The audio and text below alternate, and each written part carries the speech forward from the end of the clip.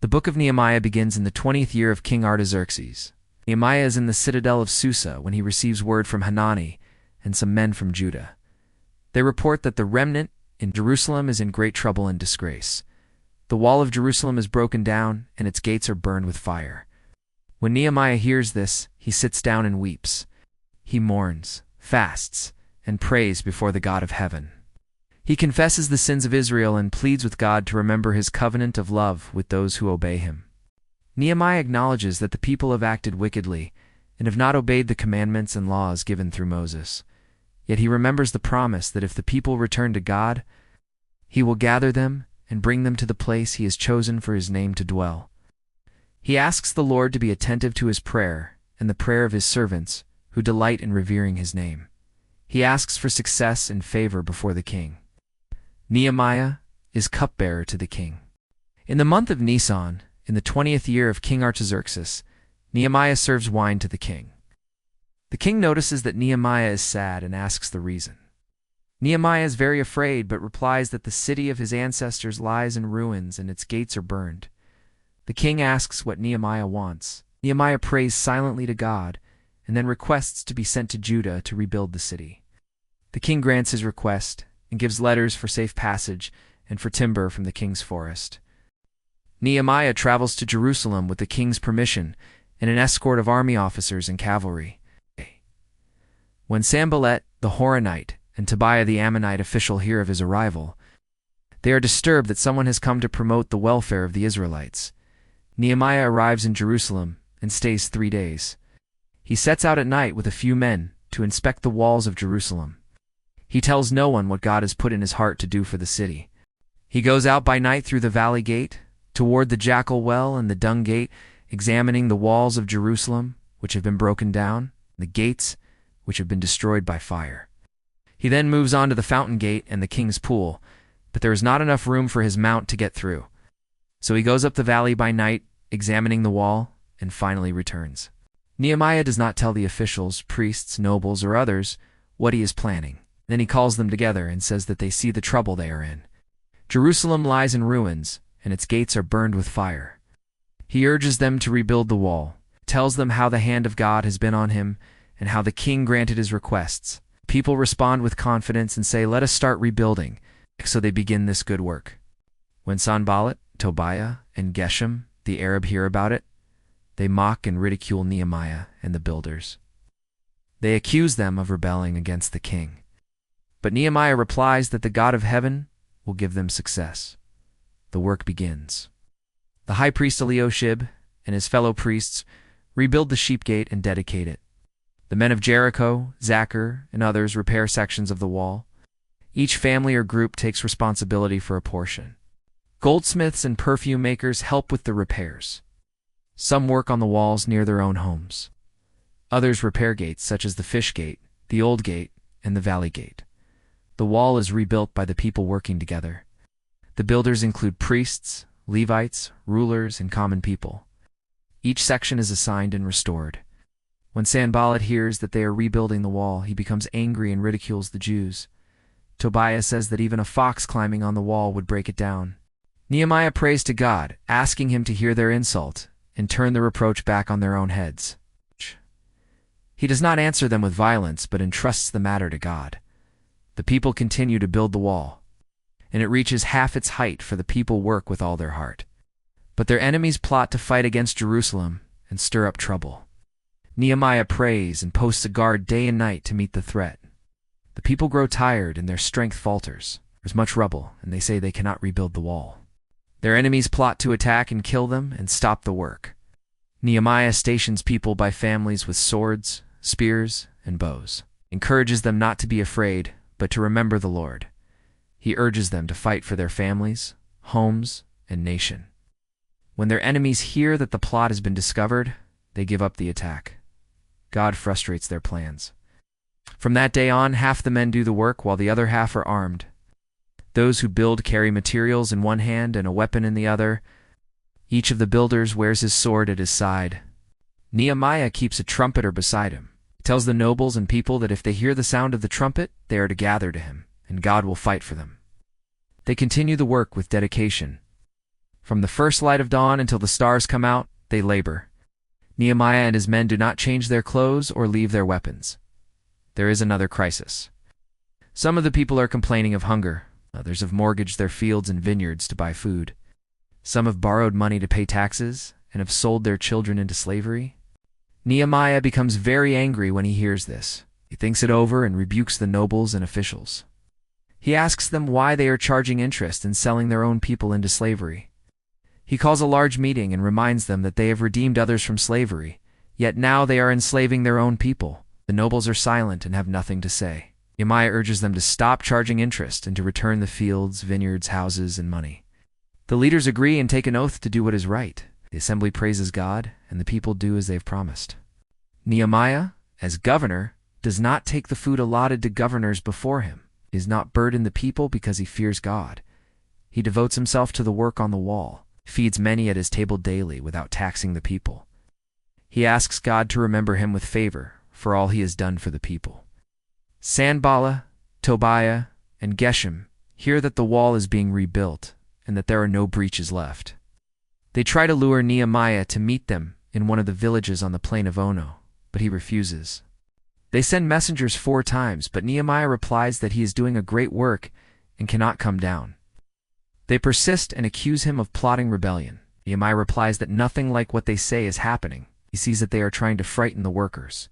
He prays to God to strengthen his hands. Shemaiah, a man who is secretly hired by the enemy, tells Nehemiah to hide in the temple, but Nehemiah sees that he is not sent by God.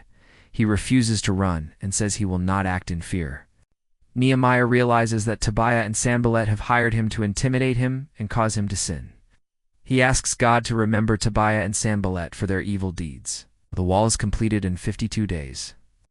When the enemies of Israel hear this, they are afraid and lose their confidence, because they see that the work has been done with the help of God. Many letters go back and forth between the nobles of Judah and Tobiah, for many are bound to him by oath. Tobiah sends letters to intimidate Nehemiah. After the wall is rebuilt, Nehemiah appoints gatekeepers, singers, and Levites. He puts his brother Hanani and Hananiah, a man of integrity, in charge of Jerusalem, instructs them not to open the gates until the sun is hot, and to shut and bar the doors while the guards are still on duty. He tells them to appoint residents of Jerusalem as guards, some at their posts and some near their homes. The city is large and spacious, but few people live there, and the houses have not yet been rebuilt. God puts it in Nehemiah's heart to assemble the nobles, officials, and people to be registered by families. He finds the genealogical record of those who had returned first from exile under Zerubbabel. The list includes the names and numbers of the people of Israel, the priests, the Levites, the singers, the gatekeepers, and the temple servants. It records the descendants of various family heads and their numbers. The total number of the whole assembly is 42,360. It's not counting their servants and male and female singers. They also bring horses, mules, camels, and donkeys. Some heads of families give gifts for the work.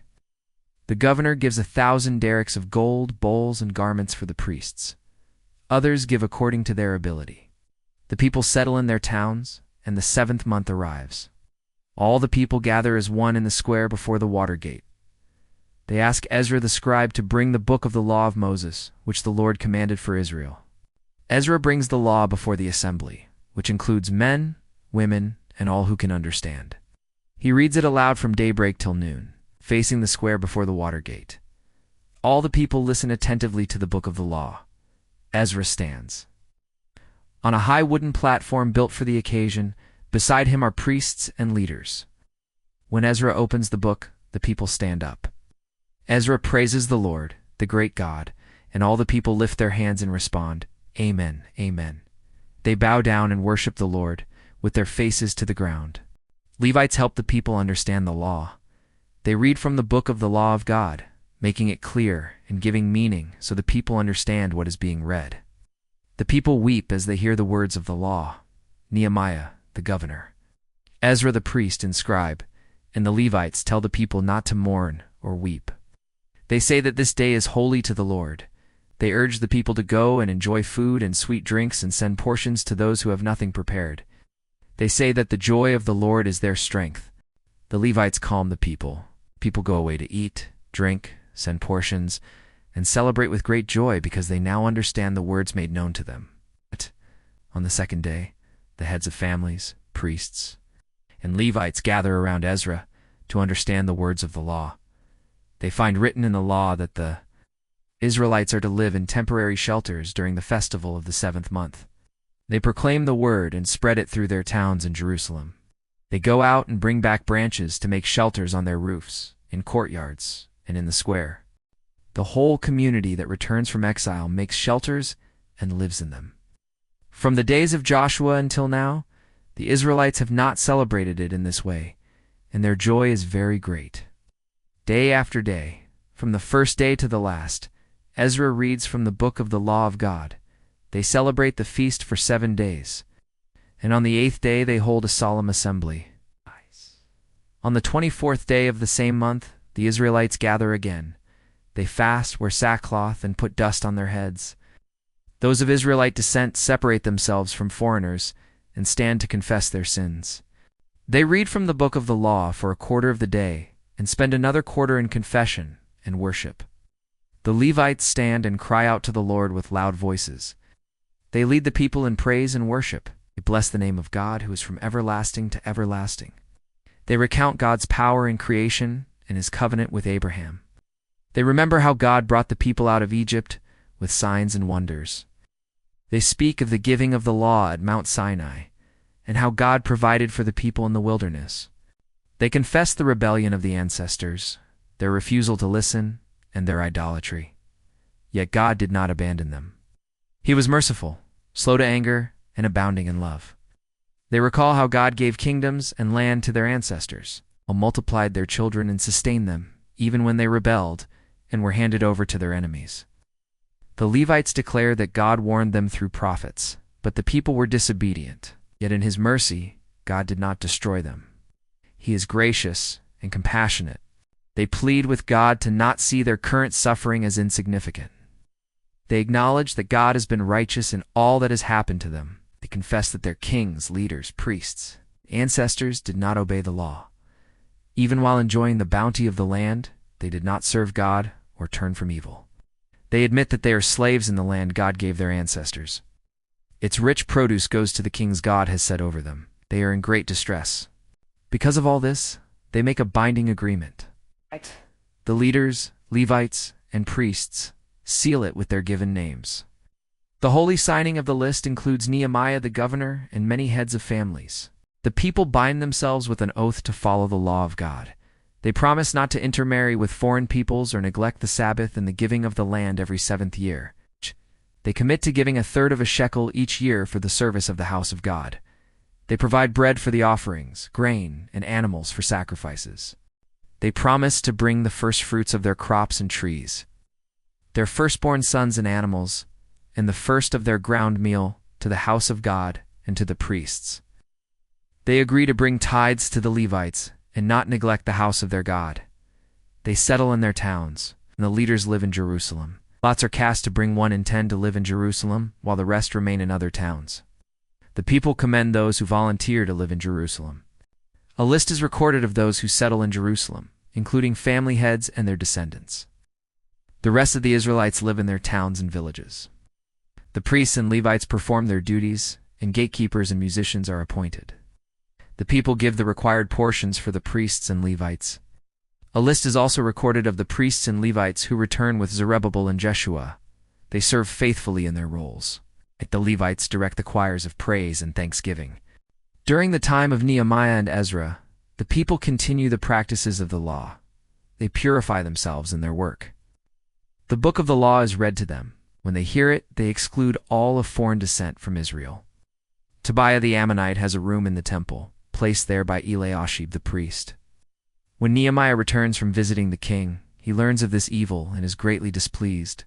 He throws Tobiah's household goods out of the room and purifies the area.